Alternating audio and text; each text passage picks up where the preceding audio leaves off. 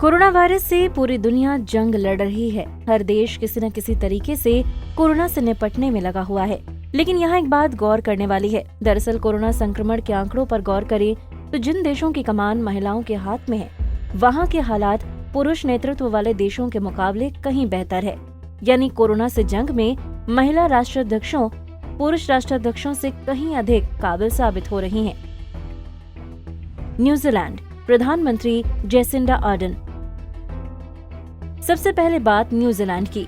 भारत और न्यूजीलैंड में एक साथ मार्च में लॉकडाउन घोषित हुआ था, जिसके बाद न्यूजीलैंड और भारत के हालातों का फर्क तो आप देख ही सकते हैं। ये न्यूजीलैंड की प्रधानमंत्री जेसिंडा आर्डन का कुशल नेतृत्व ही है कि 9 जून को न्यूजीलैंड पूरी तरह से कोरोना मुक्त हो गया था।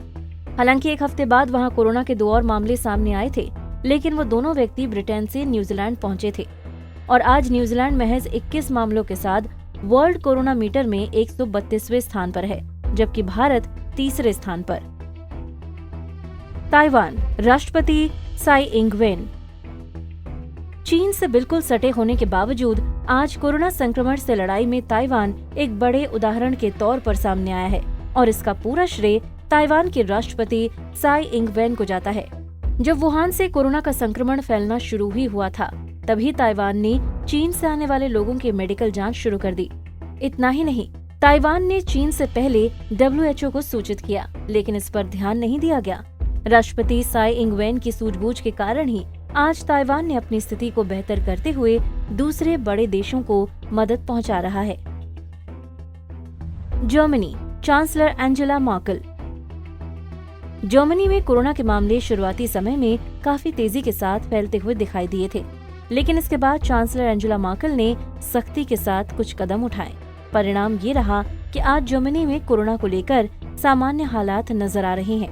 मर्केल ने किसी भी बड़े देश की तुलना में सबसे ज्यादा लोगों की टेस्टिंग करने पर ध्यान केंद्रित किया और वायरस के फैलने की शुरुआत में ही कड़े कदम उठाए। अब हालात सुधरने के साथ ही जर्मनी में लॉकडाउन में ढील दी गई है और स्थितियां सुधरी हैं। हालांकि जर्मनी में कोरोना की दूसरी लहर का भी अंदेशा है और चांसलर एंजेला मर्केल ने लोगों को आगाह करते हुए सजग रहने को कहा। नॉर्वे प्रधानमंत्री एर्ना सोलबर्ग। कोरोना के खिलाफ लड़ाई में नॉर्वे की प्रधानमंत्री एर्ना सोलबर्ग ने भी ऐसे फैसले लिए जिसके कारण आज इनकी पूरी दुनिया में तारीफ की जा रही है। एर्ना ने कोरोना को फैलने से रोकने के लिए सीधे सीधे देश के सभी बच्चों से टीवी के जरिए संवाद किया और समझाया कि कैसे इससे लड़ना है। इसके अलावा एर्ना ने आपातकालीन शक्ति के तहत पब्लिक और प्राइवेट संस्थानों को बंद करा दिया। इसके बाद जब हालात थोड़े काबू में हुए तो धीरे धीरे लॉकडाउन में ढील दी गई और आज वहां कोरोना संक्रमण का केवल एक गंभीर मामला है। फिनलैंड प्रधानमंत्री सना मरीन। फिनलैंड की 34 वर्षीय प्रधानमंत्री सना मरीन दुनिया की सबसे कम उम्र की राष्ट्राध्यक्ष हैं और कोरोना के खिलाफ लड़ाई में सना ने अपनी काबिलियत को पूरी तरह से साबित किया। सना ने लोगों को कोरोना के बारे में जानकारी देने के लिए सोशल मीडिया का सहारा लिया और शायद यही वजह है कि केवल एक गंभीर कोरोना संक्रमण मामले के अलावा फिनलैंड में कोरोना का कोई नया मामला सामने नहीं आया है। आइसलैंड प्रधानमंत्री कात्रिन जेकब्सडोत्तिर।